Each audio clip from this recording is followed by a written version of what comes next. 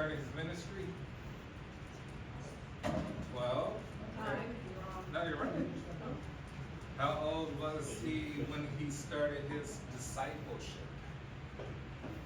Kind of what we read in Matthew, Mark, Luke. Oh, that's it.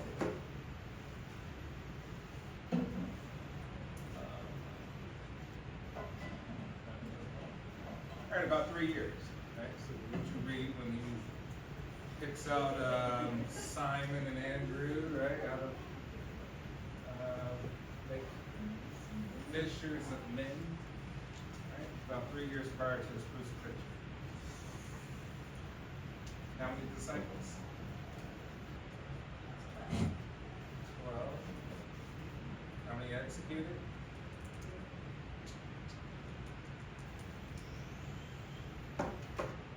How many disciples were executed? Yeah, 12 that you read about.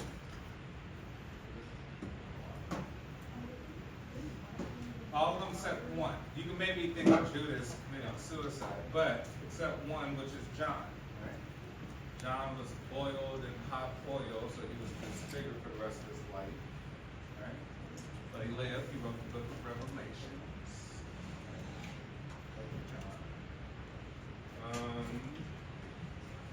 He took care of Mary in Turkey.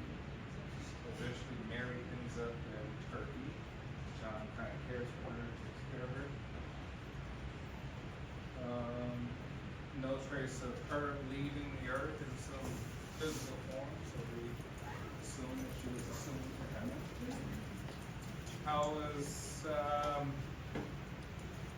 How many books did Paul write in the New Testament?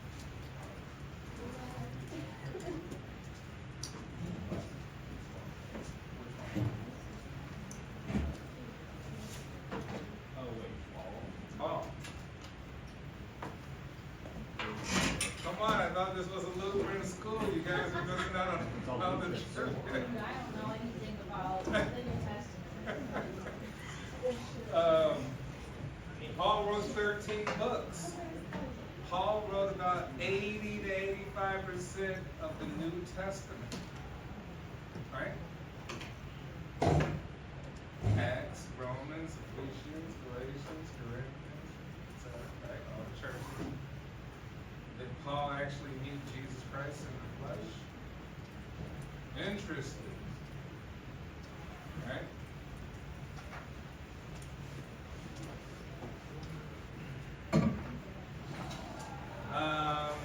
How was Paul executed?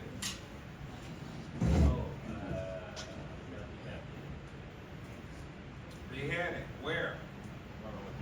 In Rome. How was Peter executed? Crucified upside down. Where? In Rome. A few hundred yards from Paul. You go there today, it's called St. Paul outside the walls. Right? And still believed to have his bones there. Right? A few steps from Peter, which we call St. Peter's Basilica. And there's a place called the Baldacchino, big sort of tower inside, and below there's Peter's bones. Right where he was executed. Let me think of any more. Sure. Yeah, just for fun. Any Catholics in the room? 2, 3. Any Lutherans in the room? Alright, so that's Catholics and that's Lutherans. Oh, terrible group. Dominicans? In the Dominican school. Yeah, I teach. Dominican is my primary school that I teach at. Really? Yeah. So,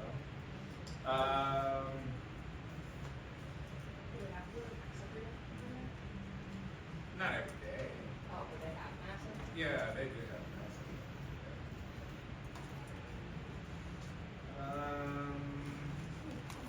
What is the book that Martin Luther wrote when he left the Catholic faith? It's the title of it? What is his title of his book or treatise, they like to call it, that he wrote when he left the Catholic Church? It's 99 Theses. All right. Yeah, I'm trying to think of some more trivia as well. All right, we're in chapter 14. All right, sexual difficulties as adults. It's going to be related to adulthood. And maybe possibly some solutions through treatments and therapies and other facets that can help individuals. I was thinking for the next few weeks, maybe towards the end of class, maybe starting Friday or next Wednesday, we could leave time for open discussion at the end of class. So if people want to come up and have a minute or two to talk about mental health stuff going on in their life, right? Or questions, right? About human sexuality or psychology in general, or something that you have to offer to the class, something that you've gone through, or experiencing, or learned, share the care. We can have some sort of open sort of TED talks. Right? So maybe think about that as you leave today. Think of something that you're experiencing or have questions about, or something you learned, or observations. You can have time at the end of class to talk about it. Or if you just have random questions for me, you can already do that as well. All right, so sexual difficulties and solutions. Here we are looking at adulthood and what kind of issues can arise with us in terms of sexual behavior. Right? So you think of two different dimensions, the psychological aspect of it and the physiological aspect. Maybe there's something going on with us with an illness. Maybe there's a condition we have. Right? Maybe it's just automatic responses. Or there's psychological things. Right? Maybe we have anxiety, which can impact our sexual relationships with others. Right? Maybe we have issues in terms of thinking about our partners in certain ways to stop us being roused by them. Right? It's not having desire for sex or intimacy of any kind.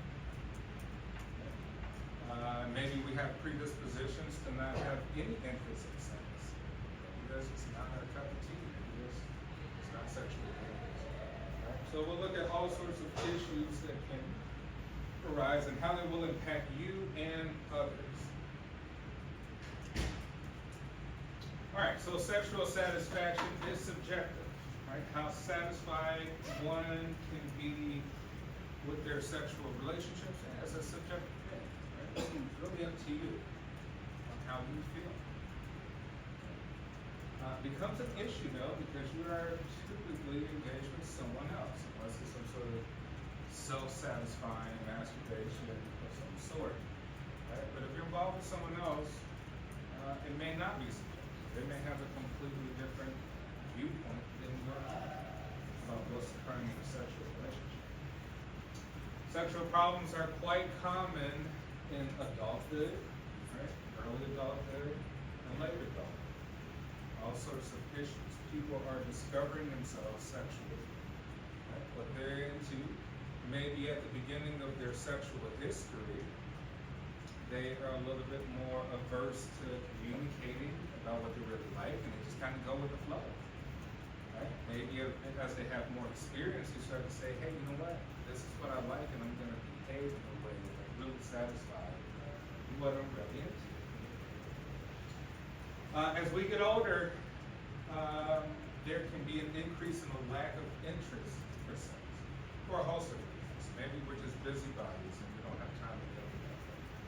Right? Maybe as we get older, we may become more spiritual and say, hey, you know what? Too much sex may be a bad thing if it's outside of marriage in some capacity. Maybe we view sex in a different way. Right? Maybe we find it to be too traumatic, too emotional, maybe too bonding. Right? We can't find a partner that really matches our compatibility for sexual activities. We can't find somebody who's really engaged in what you're into, and that may not be willing to change their behaviors, and that causes an issue. We'll look at arousal and orgasm, right? How are those problems? Some things may or may not cause distress, right?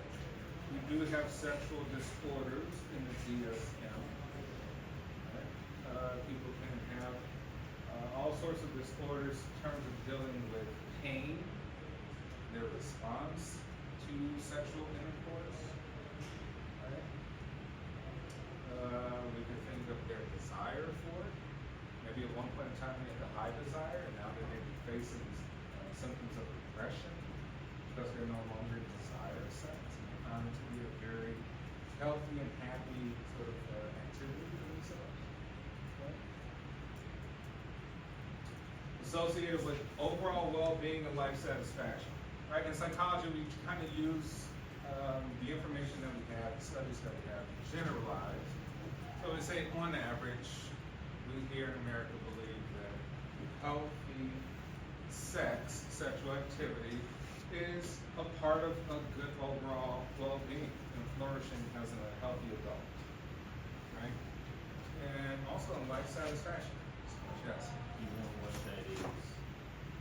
What that comes from? Is there studies that look at it? Is it just kind of like an opinion that it seems No, like I mean, something has, or for the most part, there's several studies on life satisfaction Just related. positive. Yeah.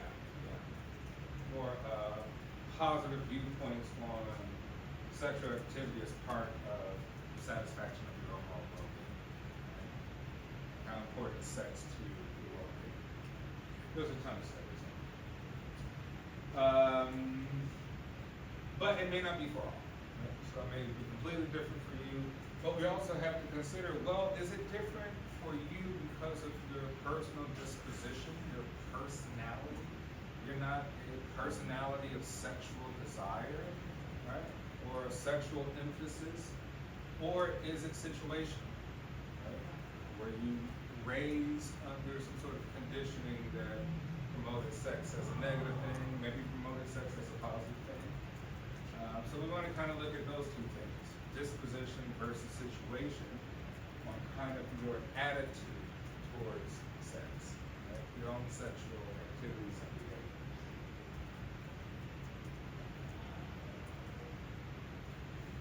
All right, pleasure of sexual interaction rating. So this is taken from one of our rating scales.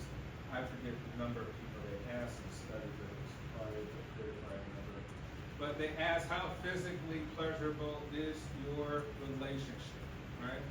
So we say on average 53% of men say they are extremely or very pleasured in their relationship physically, right? Whereas 45% of women say that. So it tends to be, women tend to be less pleasured within their relationship, right? Physically.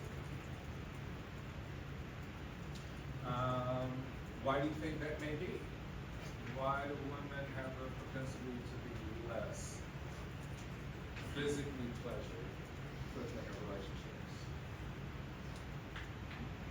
It takes a little bit extra understanding of women because it's feminine and allowing you to lack the knowledge for it or don't care to know the knowledge to put it on. Yeah. You could say, hey, maybe there's a relationship between emotional desire, right? Desire within emotions to get someone sexually aroused and stimulated and satisfied for women.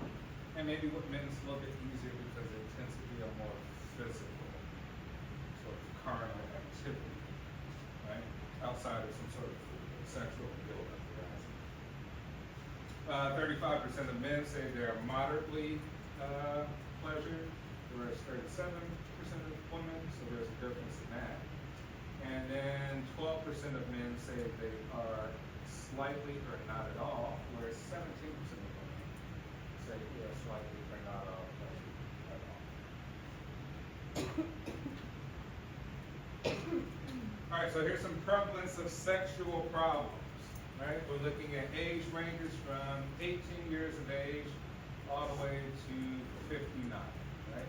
Some of our categories here are lack of interest in sex for women, lack of interest in sex for men, cannot achieve orgasm, for men, erectile dysfunction for men, pain during sex for women, climaxing, pre-ejaculation, or climaxing too early for men. Alright, so here let's go through them and compare them. We would say lack of sex of interest for women. We'd say 32% for those your age group. Lack of sexual interest for men, only 14%. I mean, that's a pretty big disparity, right? So there's double of the percentage of lack of interest. So for your age group, this tends to be prevalent. Why would that case be from your observations or interactions with one another? Right? Yes? Question is on the stat. You know, is this sample size poll? So of the sample size poll, 30% lack sexual interest, and then also 30% of women who get it, or rather, if you take all of the sexual problems and divide it in 32% of the sexual problems were women lack interest, 26% was women couldn't achieve orgasm.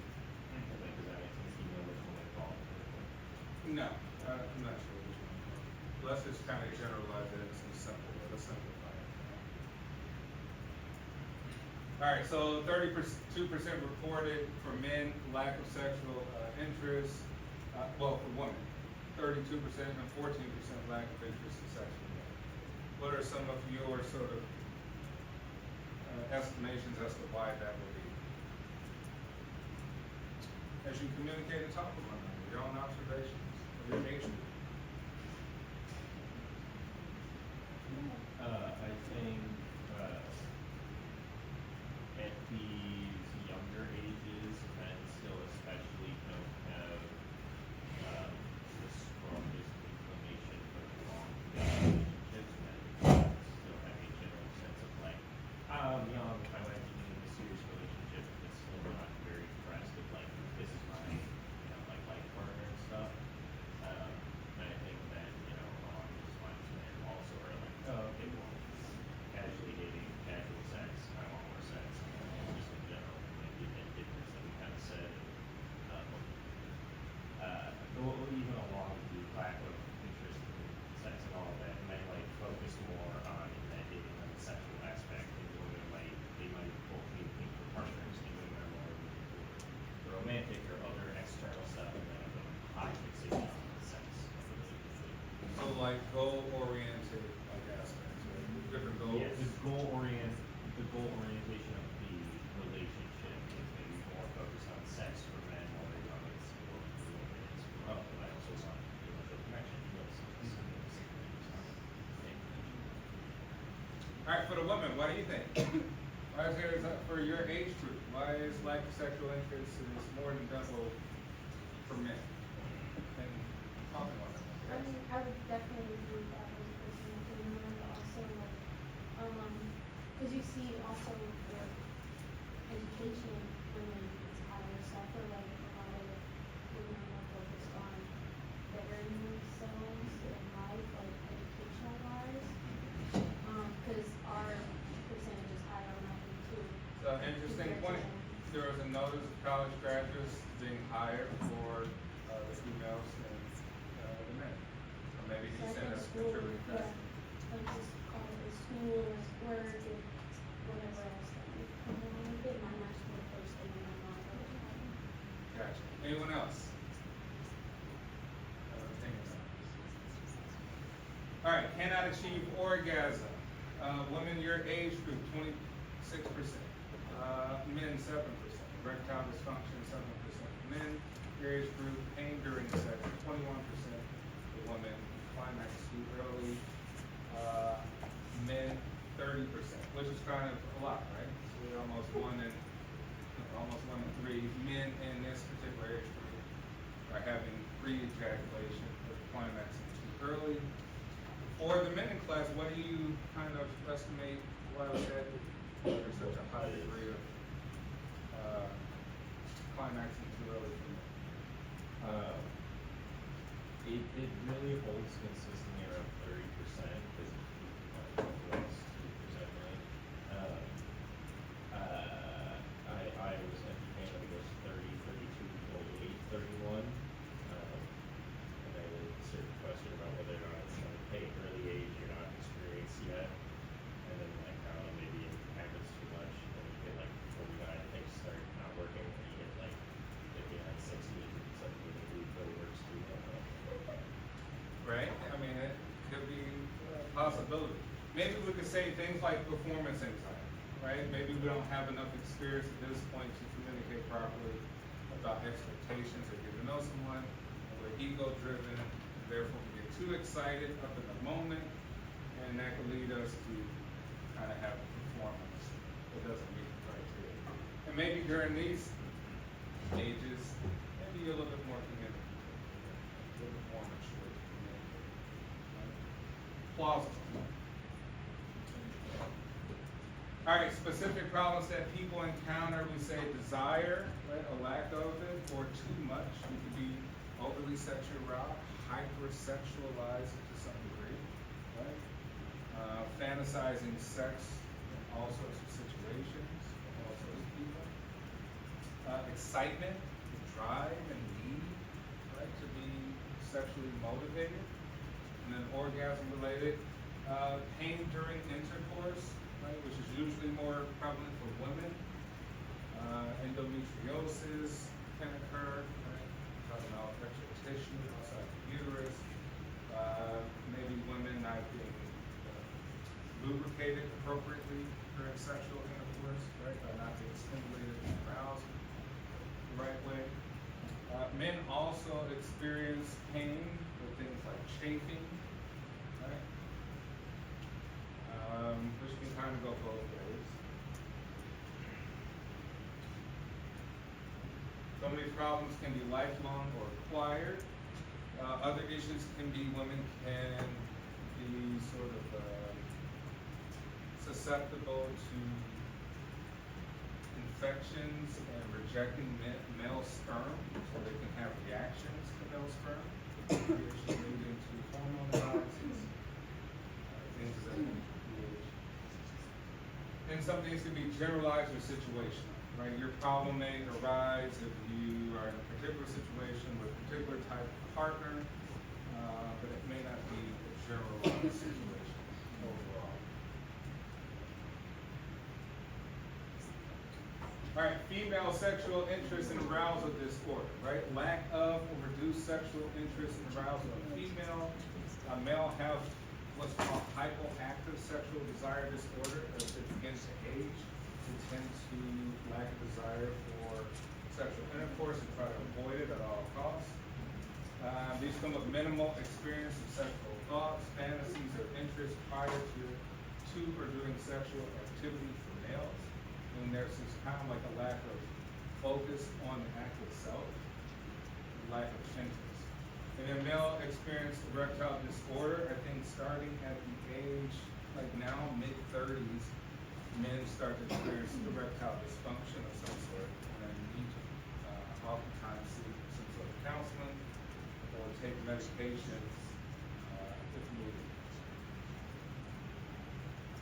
And that's with erection sufficient for penetrative sex lasting at least 3 months. All right, let's do a group discussion. Break this up.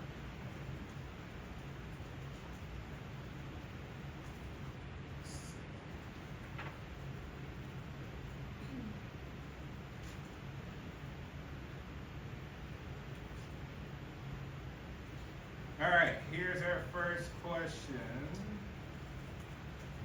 What kind of relationship problems can lead to sexual difficulties?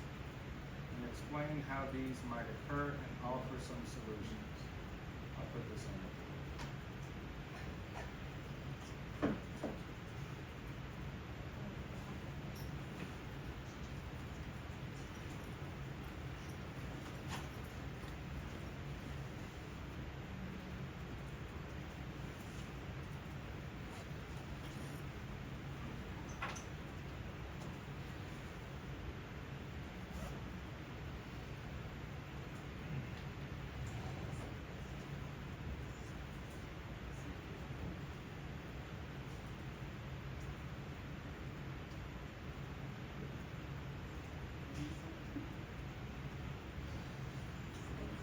What kind of relationship problems can lead to sexual difficulties, right?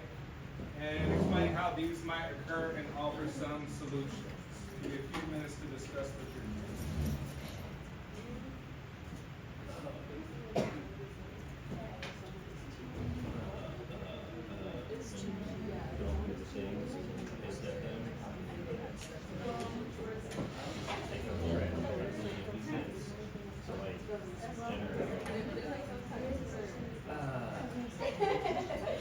Communication in general. I guess it's starting to mad at each other, like the whole thing, or just feels you have sexually. Other problems. Communication.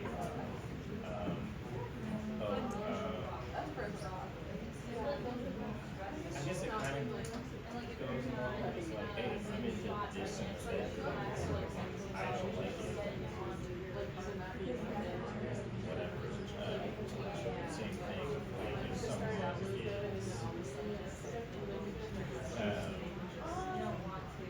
more selfish, if that makes sense, if one thing is really like one-sided and the other people communication.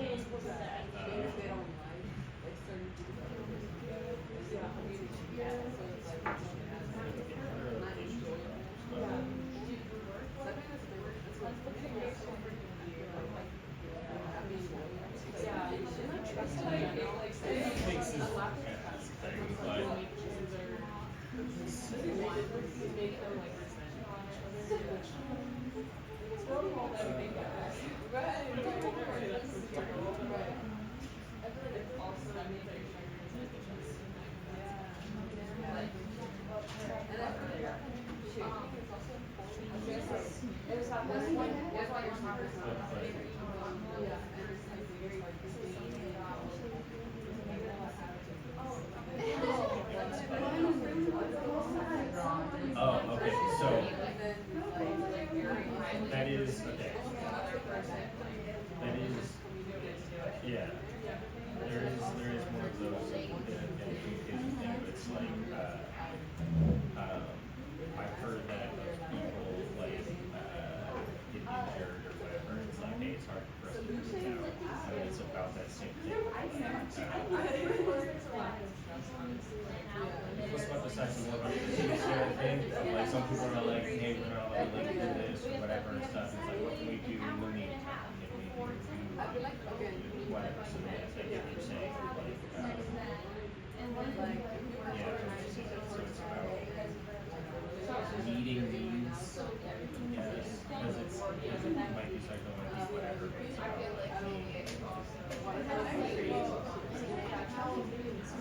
yes, but would you say this encompasses it if I say, in a general sense, meeting needs? So if one person has a need of very generically hugging. I have the need for this, the other person doesn't value it a lot, maybe they're not doing it, but it's, hey, can you do this for me? Because I need it, and the other person is like, oh, I love you, kind of thing. So that's what, yeah. I want you to hug me. Like this. Don't try to be your partner, play games that you're bad at with you, because you'll get too mad and then you'll get mad at each other. You're like, never have me and your girlfriend play Warzone with you. Oh, I don't know if you buy my friend this property. I don't know, you can give me that loan? No?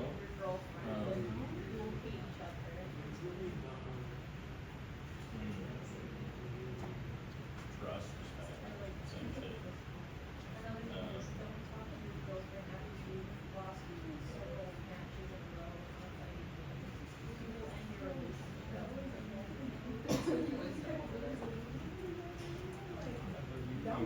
Because you keep losing. Yeah.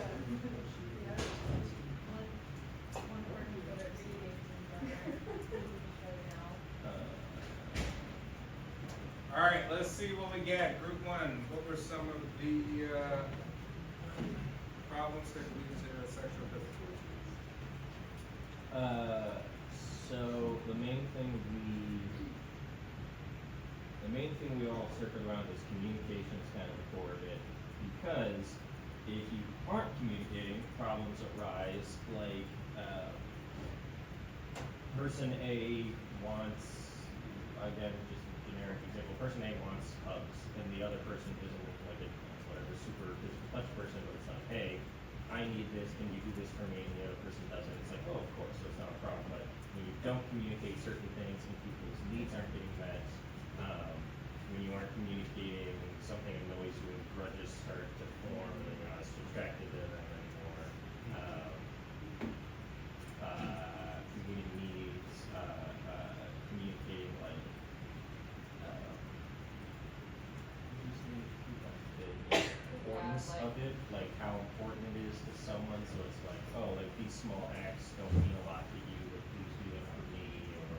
I was thinking like revolving around sex, like one person in a relationship might like hold it as like very prestigious and maybe like wants to save themselves and so forth, and the other person doesn't hold those same values, so like that might.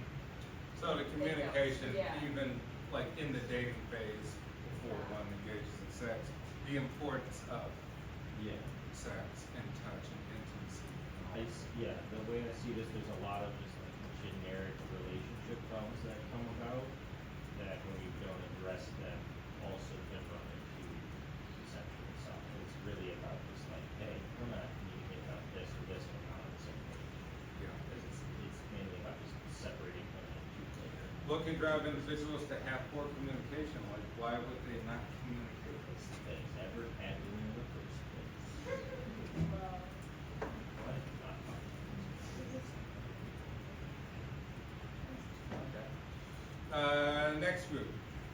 So basically, we said some similar themes. We kind of listed it into like 3 different categories. So like cheating could be one of them, like communication issues, trust, and like the big one with cheating is like obviously if you have a committed relationship with someone and like one of the partners has like multiple partners on the side, there could start being like lack of interest with their main committed relationship. And obviously it's like one person is gonna be into it and the other one's not, and then it's gonna be like a big miscommunication, like I feel like, oh, you're not into it as much as I am, what's going on? So it's like that's one thing, and like the communication part, it's like if you wanna have multiple partners on the side and like have sex with multiple people and not be in a committed relationship, then communicate that to your partner too, which I think could be one of the solutions. And then we just said like overall trust, like if you can't trust your partner to be able to communicate that to them, then you shouldn't be together in the first place. But it's also like all of that can really toll on someone's mental health too. Like, oh, why does my partner want to have sex with me? Or like it doesn't look like they enjoy it. So I feel like that all can lead back to a trickling effect. Okay, so cheating, trust and communication. But you think you can solve having more trust by doing better communication, or trust is something that's innate? It just has to be. We were kind of just saying, like, if you don't trust a person, it's like there's really no solution for that if you don't trust them. It's like something you have to be able to do mentally and emotionally, and it's like, I guess it's something you learn along the way, but if like you see that you can't trust a person, then it's just not gonna work out. Okay, yes. Going off of what they said, I would also say for communication, it could also be like one of them is only having sex with that person, but then the other person, like they said, people having sex with multiple people. So that could go in as like one being way more interested than the other. But I also said a big one would be like past trauma.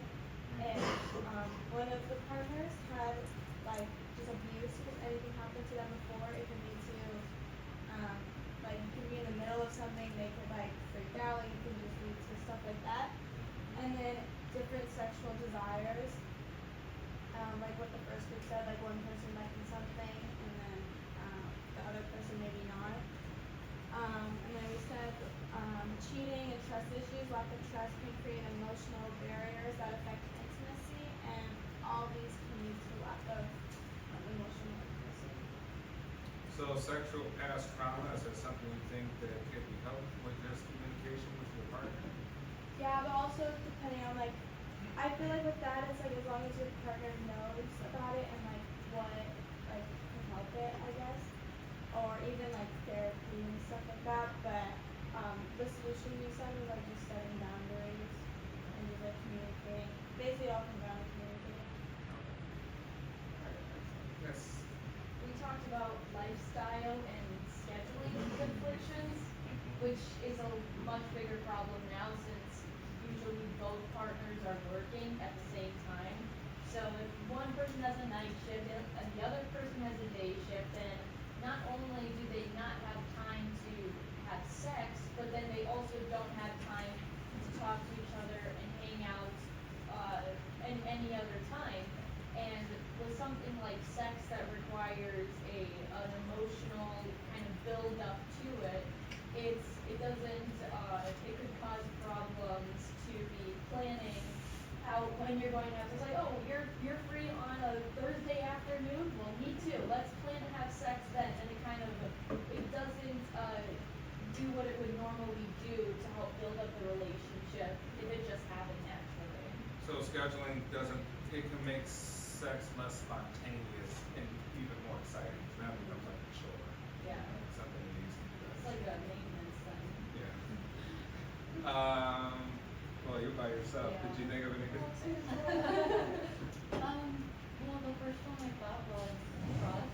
Like, if you don't trust the person, like, like everyone has said, there's gonna be issues with that. And also insecurity. If you're, especially like your rational insecurity, when you're insecure, but it's like more of a mental thing, like there's your partner isn't showing signs for you to be insecure, then when you're having sex, you're not really in the moment, so that kind of like becomes an obstacle. Yeah, right? Because you're thinking of judgment even from your own partner engaging in sexual activity, right? You're thinking about what they actually think about you sexually while you're engaging in sex, right? Are you good enough for them to satisfy them, or they're going to seek other interests sexually or something else? Next. I think another thing to consider is that most people who are in relationships often look at other people in their relationships when it comes to certain things, and since sex can be either taboo or like really popular to certain social groups, it can be a sort of way to feel like you should be doing it if other couples are doing it, and because of that, it can like kind of introduce this idea of like, oh, if they're doing it, then we should do it. But then if you're the type of couple that isn't ready for that sort of thing, it can cause additional problems because one of you might be like open to the idea, but one of you might have never had that experience. So you're just kind of like, no, like, and then you kind of create this disconnect. And I guess the best way to move past that is to kind of look in, like in the interior of the relationship instead of looking on the outside, because looking on the outside, you're also looking at other expectations for a lot of different relationships that might not pertain to the one you're in. So that's like something else to consider. Okay, so like social thinking and influence from others on ideal versions of sexual activities for the couple versus what we actually do and who we actually are, our own self-concept. All right, in the back, Chief, or you're all part of one group? We talked a little bit more about like past trauma, like in other relationships, or it could also be from like childhood and that sort of thing. Just a lot of things we talked about before. How do you solve that? Typically, like we talked about, like therapy might be a good start. Like if it's individual, or it might also require like couples therapy, like if you're cheating in scenario, that might be helpful. Trust came up quite a bit. Is trust solvable? Can you learn to trust someone in a sexual relationship? I don't think everybody's the same, because I think people start differently. I think some people don't trust anybody until you earn their trust. Some people give the world the benefit of the doubt until you break their trust, if that kind of makes sense. I'm a person where I'm like, I don't distrust you, but I'm closed off. I'm not gonna be, putting up my hand out there until I've had that sustained like time and track record for me to point and be like, okay, I can trust you because of how you've been consistent. Other people, I think, are like, along those lines of like, yeah, like I just met you, you've done nothing wrong, you've done nothing to make point to me to think that you're like a bad person kind of thing. Where there's some people who are like, oh wow, you're cool, oh wow, you're cool, you know, like whatever, we maybe for dating or something like that, they'd be more ready to jump right into it. But you could see someone with like past sexual trauma of like, hey, it takes me a very long time to trust someone. Let's date for multiple years before we even, you know, get there stuff because it's such a difficult thing for them to go through. Yeah. Here's a random question. Does body count matter for you? For you all? Matter how. In terms of if you want to be in a sexual relationship with someone. Oh, a major break. Yeah, so think about that for a couple minutes. How about that be our next some group? fun. That'd be our next group Like, I discussion. just have a question about Yes, it. So like yeah. only sexually or like be in a relationship? with- No, sexual. Only sexually. Actually, no, let's add both. The question would be, you know, because there could be two different classifications. So like- relationship body count and sexual body count. No, like. No. Will body count from a partner Just stifle you from being in a relationship with them or stifle you from engaging in sexual activities with them? Like, how do you judge it? So discuss that as the next question amongst your group. Does body count matter? Is there a number? And if so, because if you're saying it matters, if you're gonna say it does matter, you must have some point of reference for a number, right? If not,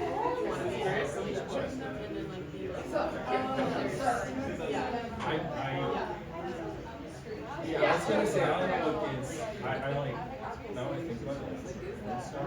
Yeah, I also feel like it's I'm trying to figure out the schedule. It's not like every single day, they gotta do like, what, it's like one partner, like once a week. True.